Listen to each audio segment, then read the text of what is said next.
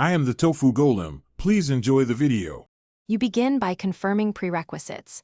The app is installed, permissions are granted, and you have a 6-digit passcode. Open Cube Cipher and sign in with your new account. Make sure to verify your backup email immediately. Tap Create Cube to initialize an encrypted workspace, choose a name, and enter the passcode.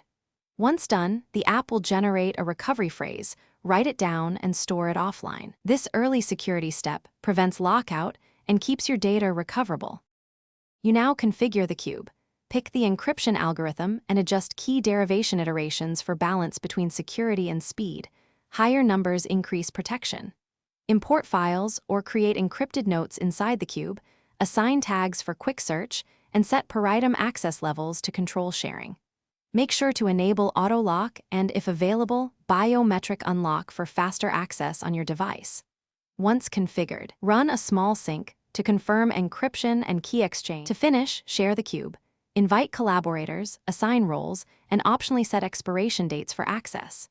Sync your cube and verify status indicators to ensure all devices reflect the same encrypted state. Resolve any conflicts by reviewing change histories and choosing the correct version. Make sure backups run automatically and confirm the recovery phrase is stored safely.